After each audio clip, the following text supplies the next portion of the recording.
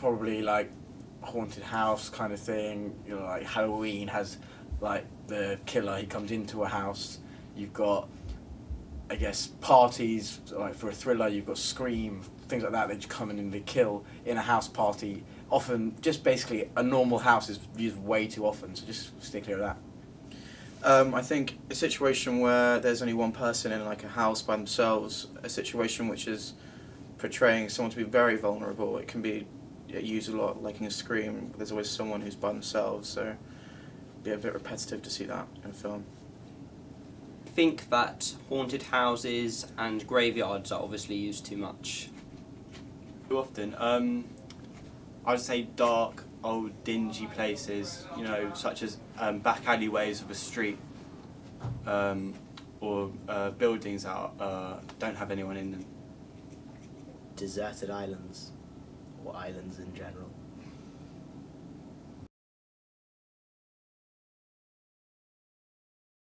I'd say either you could have actually a mixture of like a heartbeat and probably some sort of very odd piano.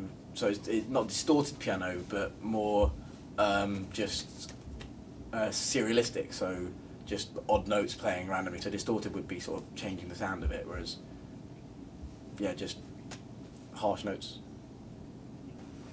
It can be quite effective to have just a heartbeat, which can build up a lot of tension, but also use of some distorted piano sounds, because that will relate to kind of the atmosphere in the film.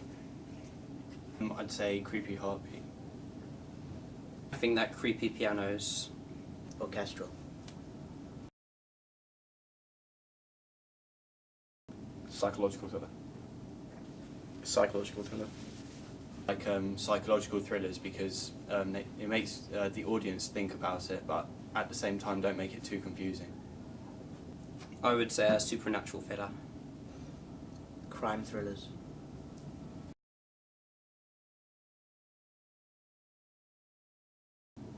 No, not really.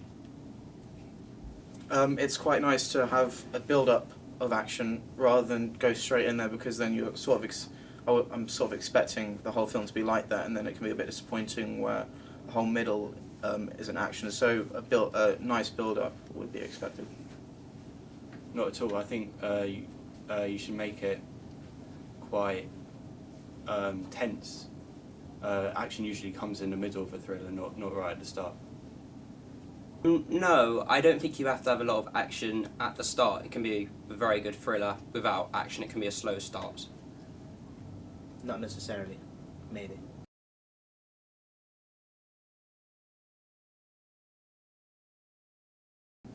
I think background music is key in a thriller film. It's actually key. Like, you need some kind of sort of ambient music to set the scene, because music plays a massive role in thrillers. Music is definitely important for a thriller because it can help set the scene, set the atmosphere, so definitely have some background music playing instead of just sound effects. I think it's essential. It creates a tone. Neither.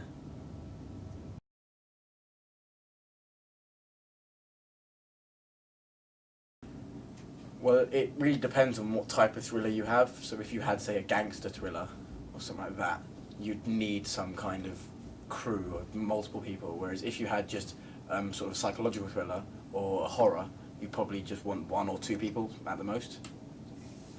It can be nice in a thriller to have some context set, so a group of friends on a trip or something, even though that's kind of a cliche, but to have just one person can come off as really unoriginal. You could start on an individual character, and then it could branch out into several characters. But at the start of a thriller, I'd say an individual character. You want the audience to understand what they're watching. Maybe you can have two or three, but not a lot of characters. I think you can have a good thriller, and I think there can be multiple characters in. It doesn't have to be just focused on one individual. Multiple range. Several thrillers. Maybe like action thrillers like Vantage Point and Crash. They often tell the same story from different viewpoints, and I find that to be quite effective.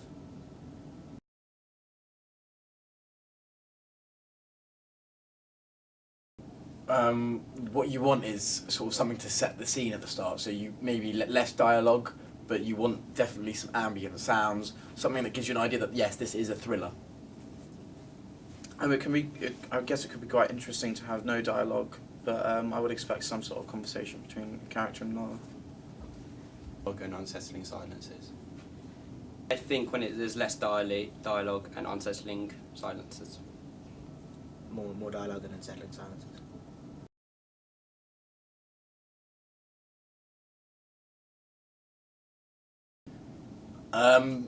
Once again, it really pertains to the film type. So if it's going to be a horror, then you probably want it inside, because when you're outside, there's sort of everywhere to run to. In a horror, if you have some inside, there's sort of nowhere to escape. I think an outside environment would obviously show that there's the safety aspect has gone down. If someone's in a house, then there is a level of safety that they have, whereas in an outside environment, they're by themselves, quite secluded. It doesn't really matter. It can be set in both. It depends how you set it. I mean, no, I don't think it makes a difference. Domestic environment. Yeah, domestic. I feel if it's something I can relate to, it makes the thriller more appealing.